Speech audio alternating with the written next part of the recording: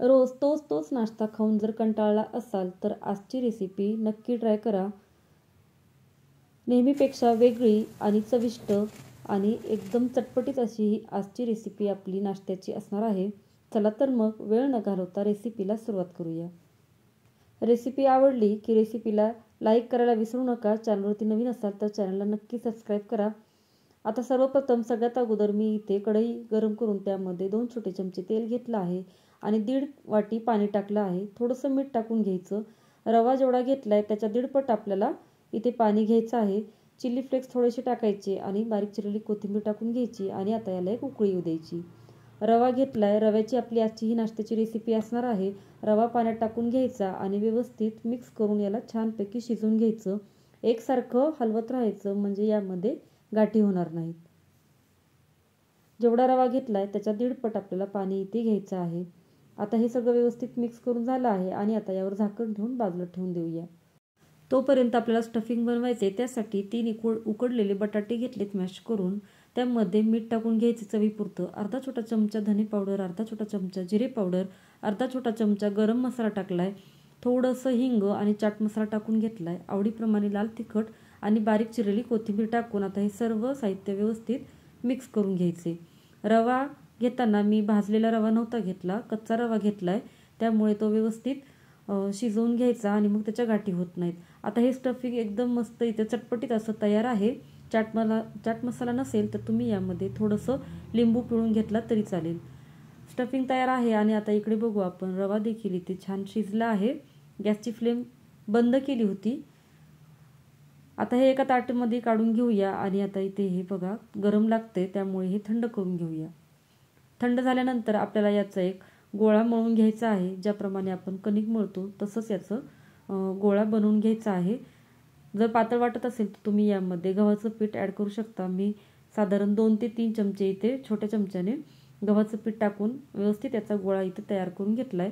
आता पोळीपाटावर अशा प्रकारे आपल्याला प्लास्टिक घ्यायचे आहे। स्वच्छ करून घेतलं आहे प्लास्टिक आणि आता यावर आपल्याला टाकायचं आहे। थोडंसं तेलाचा हात पसरवून घ्यायचा म्हणजे हे जे आपल्याला पोळी लाटायची ती पोळी खाली चिटकणार नाही।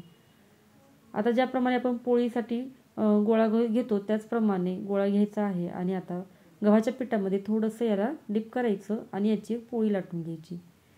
पोळी इतकी पातळ नाही, थोडीशी जाड ठेवायचं आहे आणि सगळ्या बाजूनी मात्र एकसारखी लाटून घ्यायची आहे।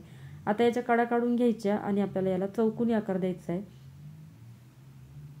आता या पोळीचे आपल्याला चौकोनी असे 4 भाग कट करून घ्यायचे आहेत। हे बघा अशा प्रकारे याचे आपल्याला 4 भाग तयार करून घ्यायचे आहेत। आता यामध्ये आपल्याला स्टफिंग भरून घ्यायचं आहे।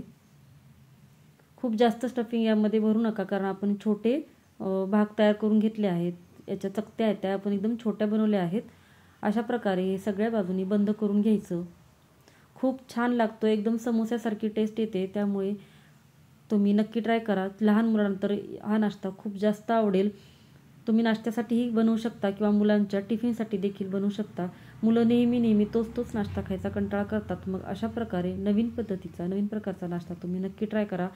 मुलांनाच काय तर मोठ्यांना सुद्धा एकदम छान असा आवडेल। आता हे सर्व अशा प्रकारचा नाश्ता इथे मी बनवून घेणार आहे। एकीकडे तेल गरम केलं होतं आणि आता तेलामध्ये आपण हा नाश्ता तळून घेणार आहोत। सगळ्या बाजूने एकसारखा गोल्डन कलर येईपर्यंत आणि खरपूस होईपर्यंत हा नाश्ता आपल्याला तळून घ्यायचा आहे।